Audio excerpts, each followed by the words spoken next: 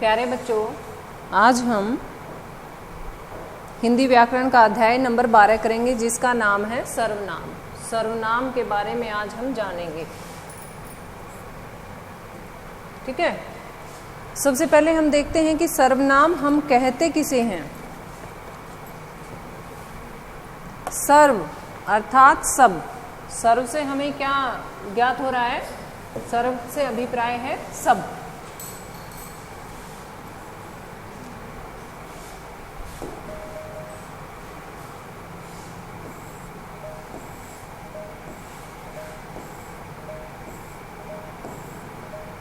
सर्व जिसमें सभी आ जाएं।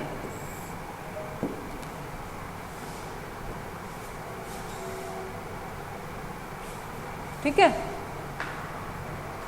तो सर्वनाम की परिभाषा जो हमारी बुक में दी गई है वो क्या है? संज्ञा के स्थान पर जिन शब्दों का प्रयोग किया जाता है उन्हें हम सर्वनाम कहते हैं।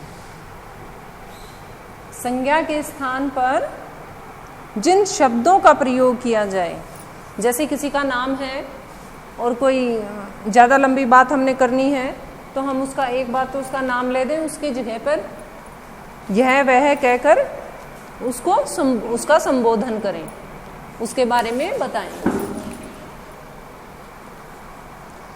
सर्व अर्थात सब और नाम अर्थात सबका नाम। भाषा में प्राय कुछ ऐसे शब्द होते हैं जो सभी के लिए समान रूप से प्रयोग में आते हैं। भाषा में यदि बार बार एक ही नाम अथवा शब्द प्रयुक्त किया जाए तो भाषा में सौंदर्य नहीं रह पाता है। बार बार हमें लंबी बातचीत करनी है तो हम उसका नाम नहीं दोहराते हैं। अतः संज्ञा शब्दों के स्थान पर सर्वनाम का, संज्ञा शब्दों के स्थान पर जिन शब्दों का प्रयोग किया जाता है उन्हें हम सर्वनाम कहते हैं। जैसे आप एग्जाम्पल के उदाहरण के तौर पर देखिए, यहाँ मैं एक पहरे के बारे में आपको बताती हूँ।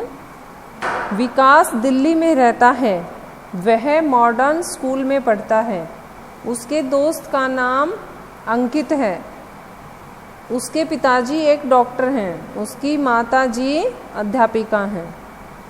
इन वाक्यों में हमने एक बार तो सिर्फ नाम लिया है, उसके बाद हमने वह या उसके कहकर उसको संबोधित किया है, उसके बारे में बताया कि यहाँ किसके बारे में बातचीत हो रही है। अगर अकेला हम ये वाक्य बोलें उसकी माताजी अध्यापिका हैं तो हम नहीं समझ पाएंगे, लेकिन यहाँ पर शुरुआत में किसके बारे में बात हुई थी? विकास के बारे में। तो इसके बारे में जो भी आगे लाइनें हैं, वाक्य हैं, उनसे हमें पता चल रहा है कि यहाँ विकास से संबंधित बातचीत चल रही है। तो संज्ञा शब्दों के स्थान पर जो शब्द प्रयुक्त होते हैं उन्हें क्या कहेंगे? हम सर्वनाम कहेंगे। इसके बाद है बच्चों सर्वनाम के भेद। सर्वनाम के कितने भेद हैं? 6 भेद हैं सर्वनाम के। पहला है पुरुषवाचक सर्वनाम। पुरुषवाचक सर्वनाम हम किसे कहते हैं? पुरुष का अर्थ है व्यक्ति, और ये 3 प्रकार के कहे गए हैं। एक तो वक्ता अर्थात कहने या बोलने वाला, दूसरा जिससे वह बातचीत करता है, और तीसरा जिसके विषय में वह बात कर रहा है, यानी सुनने वाला, बोलने वाला और जिसके विषय में यहाँ बात की गई है उसके लिए प्रयोग किए जाने वाले सर्वनाम जो शब्द हैं वो क्या कहलाएंगे? पुरुषवाचक सर्वनाम कहलाएंगे। जैसे मैं, तुम, वह आदि। ठीक है, पुरुषवाचक सर्वनाम के भी भेद देखिए बच्चों। अब इसमें आगे इसके भी भेद हैं। पुरुषवाचक सर्वनाम के भी 3 प्रकार के भेद बताए गए हैं। उत्तम पुरुषवाचक सर्वनाम, मध्यम पुरुषवाचक सर्वनाम, और तीसरा है अन्य पुरुषवाचक सर्वनाम। तो उत्तम पुरुषवाचक सर्वनाम हम किसे कहेंगे? जिस सर्वनाम का वक्ता अथवा लेखक अपने लिए करे उसे हम क्या कहेंगे? उत्तम पुरुषवाचक। जैसे मैं, मुझे, मेरा, हमारा, तो यहाँ क्या होगा? उत्तम पुरुष सर्वनाम, उत्तम पुरुषवाचक सर्वनाम।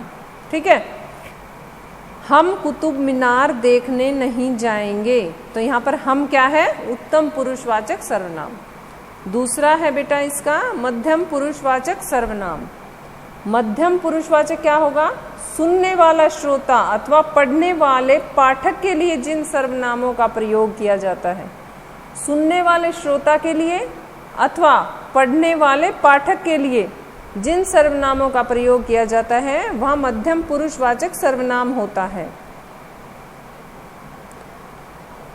तीसरा है बच्चों अन्य पुरुषवाचक सर्वनाम। वक्ता जिसके विषय में कुछ बातचीत करता है, अर्थात बोलने वाला सुनने वाला, दोनों के बारे में बात नहीं हो रही है, किसी और के बारे में बात हो रही है। वक्ता जो है जब किसी और के बारे में बातचीत करता है, जिस विषय में वो बात करता है, तो वहाँ अन्य पुरुष सर्वनाम वाचक होता है। ठीक है। दूसरा है बच्चों हमारा निश्चयवाचक सर्वनाम। निश्चयवाचक सर्वनाम हम किसे कहेंगे? जिन सर्वनाम शब्दों के द्वारा पास या दूर की वस्तु का निश्चित रूप से ज्ञान होता है, उन्हें हम निश्चयवाचक सर्वनाम कहते हैं। जैसे यह, वह, इधर, उधर, इस तरह वाले जो शब्द होते हैं तो वो क्या होंगे? निश्चयवाचक सर्वनाम। दूसरा है बच्चों अनिश्चयवाचक। निश्चयवाचक में तो हमें बिल्कुल एक चीज के बारे में पता चल रहा है कि हाँ ये निश्चित है कि इसी के बारे में बात की गई है। अनिश्चयवाचक सर्वनाम, जैसा कि इसके नाम से ही हमें आभास हो रहा है, जो निश्चित नहीं है। जिन सर्वनाम शब्दों से किसी वस्तु अथवा व्यक्ति का निश्चय न हो, यानी अनिश्चयवाचक सर्वनाम से अज्ञात या अनिश्चित व्यक्तियों या वस्तुओं का बोध होता है, तो वह क्या होता है?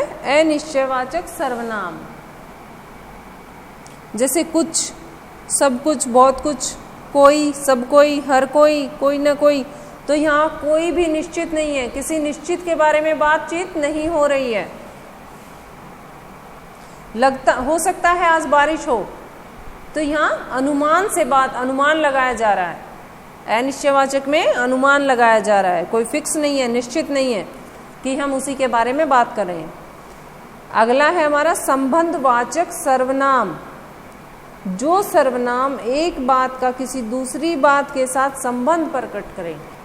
जिन सर्वनाम शब्दों से हमें किसी चीज का संबंध, एक चीज का दूसरे से संबंध पता चले, जिन सर्वनाम शब्दों के द्वारा, वहाँ क्या होगा? संबंधवाचक सर्वनाम। ये वाक्य प्रधान वाक्य को आश्रित वाक्य से जोड़ते हैं। जैसे जो, ये उदाहरण दिया गया है इसमें, जो मेहनत करेगा वह सफल होगा, जो परीक्षा की तैयारी करेगा वह प्रथम आएगा। तो यहाँ संबंध बताया गया है, जिसने मेहनत की उसी ने पाया, जैसी करनी वैसी भरनी, यहाँ भी संबंध है। बहुत उदाहरण है इसके। ठीक है। अगला है बच्चों प्रश्नवाचक सर्वनाम। इसमें क्या है? प्रश्नवाचक सर्वनाम का प्रयोग किसी व्यक्ति या वस्तु के विषय में कुछ पूछने के लिए किया जाता है। जैसा कि इसके नाम से ही हमें पता चला है, जहाँ क्वेश्चन किया गया हो, प्रश्न किया गया हो। प्रश्न करेंगे तो हम कुछ ना कुछ पूछेंगे भी जरूर, तो यहाँ क्या होगा? जिस सर्वनाम शब्द का प्रयोग किसी व्यक्ति या वस्तु के विषय में कुछ पूछने संबंधित किया गया हो, वहां प्रश्नवाचक सर्वनाम कहलाएगा। ठीक है। अगला है हमारा निजवाचक सर्वनाम। निजवाचक, जैसा कि इसके नाम से हमें पता चल रहा है, जिसमें अपनापन है, निज, अपना। जिस सर्वनाम शब्द से तीनों पुरुषों में ही अपने आप का ज्ञान हो, इसका अभिप्राय है कि तीनों ही पुरुष प्रधान होंगे यहाँ पर, वहाँ निजवाचक सर्वनाम कहलाएगा। तीनों ही अपने अपने बारे में बोध कराएं। यह सर्वनाम कर्ता के विषय में ही कुछ बताता है, पर वह स्वयं कर्ता का काम नहीं कर सकता। जैसे मैं यह कार्य अपने आप ही कर लूंगा। इस वाक्य में अपने आप का प्रयोग मैं यानी कर्ता ने अपने लिए ही किया है, परंतु अपने आप शब्द खुद कर्ता का कार्य नहीं कर रहा है, अतः अपने आप निजवाचक सर्वनाम इस वाक्य में है। ठीक है, जैसे वह खुद ही चली जाएगी। उपयुक्त वाक्य में जो खुद जो शब्द है वो क्या है? खुद शब्द से हमें ये पता चल रहा है कि उसने अपने बारे में बताया है कि वो खुद ही चली जाएगी, उसे किसी की मदद की, किसी सहायता की जरूरत नहीं है। कुछ मुख्य बिंदु यहाँ दिए गए हैं बच्चों, जैसे है वह लड़की जो स्टूल पर बैठी है मेरी बहन है। वह लड़की जो स्टूल पर बैठी है वह मेरी बहन है। तो यहाँ जो शब्द है उसका प्रयोग किस लिए हुआ है? दोनों लिंगों और वचनों के लिए ये एक ही शब्द आया है, वह लड़की जो स्टूल पर बैठी है। स्टूल पर जो बैठी है वो कौन है? वह मेरी बहन है। इससे हमें पता चल रहा है, जो शब्द से हमें ये भी पता चल रहा है कि वो स्टूल पर बैठी है, और इससे ये भी पता चल रहा है कि वो मेरी बहन है। ठीक है, सर्वनाम शब्दों के ये 6 भेद थे। 6 प्रकार के सर्वनाम शब्द होते हैं। इसके पीछे इसका अभ्यास बच्चों दिया गया है। इसका प्रश्न नंबर 1 जो है वो एक गद्यांश दिया गया है, और उस गद्यांश में से हमने सर्वनाम शब्दों को छांट कर लिखना है। तो आप लोग ये करना। दूसरा जो इसका प्रश्न है वो है, इसमें कुछ वाक्य दिए गए हैं, उनमें रेखांकित किया गया है शब्दों को। उन शब्दों की जगह पर सर्वनाम रूप लिखना है हमने, एज इट इज नहीं छोड़ना है। उन पर उनका नाम हटाकर संज्ञा शब्द यहाँ दिए गए हैं, उन संज्ञा शब्दों के स्थान पर सर्वनाम शब्दों का हमें प्रयोग करके इन वाक्यों को सही प्रकार से, उचित प्रकार से लिखना है। इसके 5 प्रश्न दिए गए हैं अभ्यास में, ये 5 आपको करने हैं। इसी के साथ हमारा सर्वनाम का जो अध्याय है वो समाप्त होता है, और मैं उम्मीद करती हूँ कि आपको कुछ अच्छी प्रकार से ये समझ में आना भी चाहिए, क्योंकि कुछ ज़्यादा बड़ा भी नहीं था ये।